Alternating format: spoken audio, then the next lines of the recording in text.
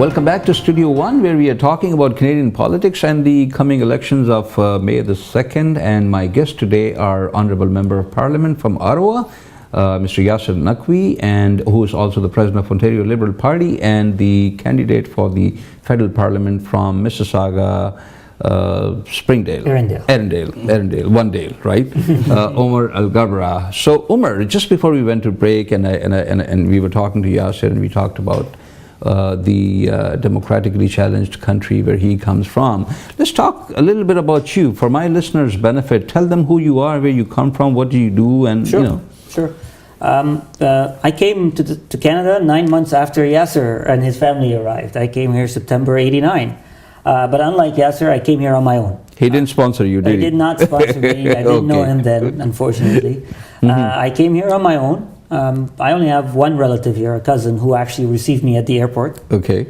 I was 19 years old then, and I remember, those days where it was four of us, actually five of us, myself and four other guys living in a two-bedroom apartment.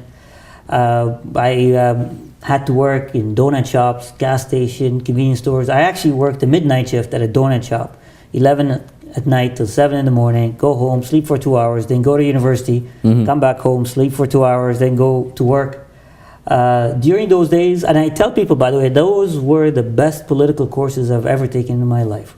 Working a midnight shift at a donut shop, where you get to meet the police officers, the paper delivery people, the gas station attendant next door. The people, the average people who come to you every day with their story, and you see them frequently, so they share with you their stories, their life stories, their challenges. And it was, at that time, I have to admit, I didn't like it because I was working so hard. But I look back at it and I'm very grateful for that opportunity.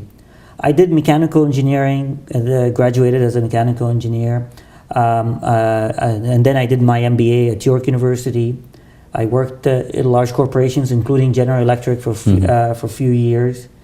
And you were on the Toronto Star's community editorial board. That's correct. Yeah. So what happened to me is I realized one day that I used to sit around with my friends and complain a lot about the political situation, the misunderstanding about our communities and all that stuff. And I realized that's all I did. And then I'd go home and do nothing about it. Then come back to the same 5 or 6 friends, the same story again, and then we go home. I'm like, how do I expect things to change if I don't do anything myself about it? And that's when I started volunteering with many organizations. And then I joined the Toronto Star. I served on the community editorial board. I was the president of the Canadian Arab Federation for a while. I also became politically active. And honestly, it was unexpected, but all of a sudden the opportunity to run for federal parliament appeared. And I was reluctant at the beginning, but then I thought about it and I thought, this is an opportunity that I shouldn't miss if I really believed in what values I have and what contributions I can make. And I was fortunate to get the opportunity to run, and I was even doubly fortunate to have been elected. And there were 26,852 people who agreed with your political ideology and who voted for you. Yeah, and again, to Yasir's point earlier, it's a testament to this great country. I'm originally from Syria, and I was born in Saudi Arabia. My parents and I would never have dreamt of, not ever mind getting elected, but to even contemplate participating in politics. Of course. Or having the opportunity to even have a name on a ballot. Even voice your opinion, political opinion. In Syria, you're probably hearing the news today about the lack of political freedom, lack of freedom of expression. So this is a testament to this great country, where someone like me, who really doesn't have a family. Now I consider myself to have a huge family, a lot of my friends and supporters, but no family, no money. And that is the only family you have at this time. You do not have any other immediate family. I don't think you're married yet, right? No, not yet. Neither is Yasir. No, I'm not married either. Okay, okay. We're married to the people we serve. That is a big responsibility, trust me.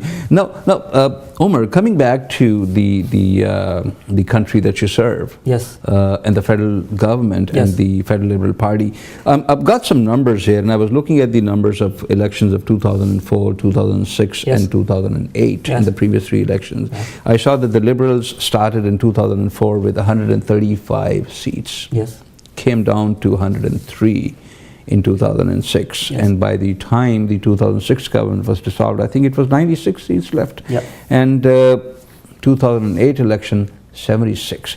It is a very long way uphill. Yep. You have to go a very long way to reach 155 seats. Yes. On the other hand, your conservative friends, Mr. Harper, 143 seats. Yes. All he needs is 12 votes Yes. to get the absolute majority in the federal parliament. Yes. Now, tell me which is more difficult and why there is 143 seats belonging to the conservative when everything that you say makes sense as per your own statement Sure. to most of the people. Sure. So why can't the liberals have more seats? And how many seats do you think are you going to get, or the federal liberals are going to get more Sure. this election? Like I mentioned earlier, democracy always goes in political cycles. And the Conservatives were riding on the wave of frustration because the Liberal Party was in government for 13 years. So they rode that wave for a while. But I see the tides are turning now. So yes, the Liberal Party was in a decline for many reasons, whether it's that we had the previous scandal, that the Liberal Party and myself never shied away from admitting that it was a major problem. And we believe that people that made these mistakes should be held accountable, and they were. We had an inquiry and all that stuff. But having said all of that, we're in democracy and you go into these political cycles. I think Mr. Harper has plateaued, has reached his maximum limit. And his errors now are becoming visible to Canadians. And people are being turned off by his dictatorial tendencies. They're turned off by his massive misspending. They're turned off by his attitude, by his foreign policy. And I think he's facing a challenge in this campaign. Every day there's a scandal on the news. And I think the Liberal Party, not only people now have less of an inclination to vote for Mr. Harper, but the Liberal Party is on the comeback trail with smart ideas that speak to Canadians' families, that speak to the values they care about. And I am confident that the Liberal Party will climb up in this election. Now, if you ask me how many seats, who's going to win government, I don't know. Our aim is to win government. Minority, majority, we're going to have to work really hard to win government. In the politics of fear, Sure. each party tries to scare the public. What if the other party comes into power? Yes. And during that process, what I have noticed is Mr. Harper talks about the fear of a coalition. Yeah. Now, why is there a fear of coalition? What is the fear, and what is wrong about a coalition? Ask Should Mr. ask him Harper. that, yeah. Ask Mr. Harper. I think Mr. Harper has always governed through fear. Always. I mean, he wants to scare Canadians from being ambitious. He wants to scare Canadians from thinking about healthcare. He's saying we can't afford this, but he can afford tax cuts. He can afford to the largest corporations. But sorry for interjecting it, but my question went more towards why Mr. Ignatieff Yes. does not get up and say, what's wrong with it? There's nothing wrong with the coalition. Well, look, I tell you, I think Mr. Harper's dream in this campaign is to only end up talking about coalition throughout the campaign trail. He does not want to talk about issues. So that's why he's diverting attention to coalition.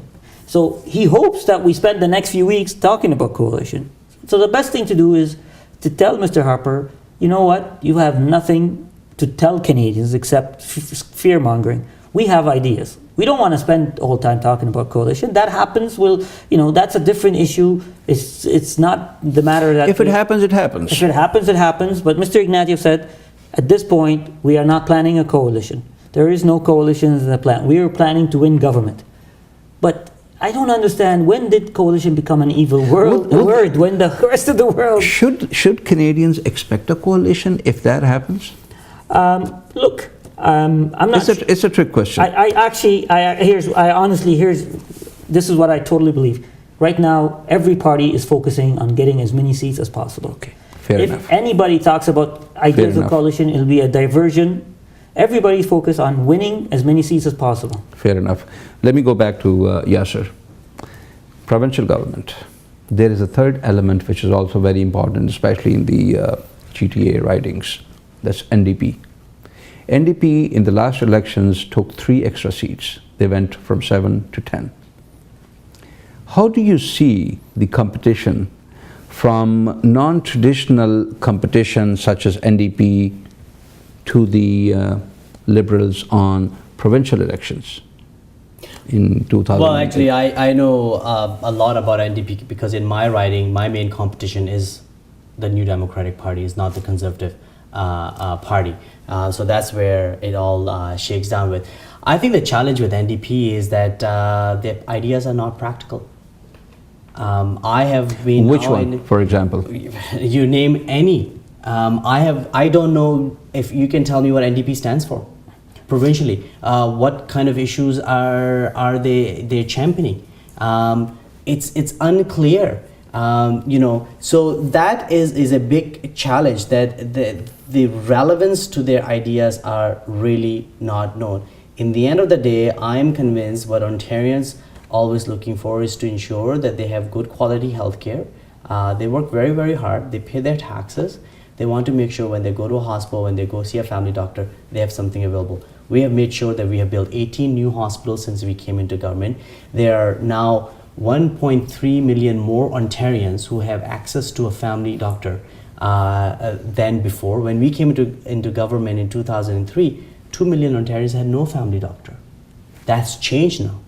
It's totally reversed. Same thing in terms of quality of our schools. Like I mentioned earlier, our school system in Ontario is now top 5 in the world. We compete with Japan and Singapore and South Korea and Norway and Sweden's of the world. That's taken a lot of investment into our education system. Same thing on our post-secondary universities and colleges. So there are more spaces. One of the announcements we made in this particular budget, that we'll be adding 60,000 more spaces in the next 5 years. In the schools? In our universities. In the and universities. Colleges. 60,000 more thing. So basically what we say, and I think this is where we totally see eye to eye, absolutely, like if you want to go to university college, if you got the grades, you get to go.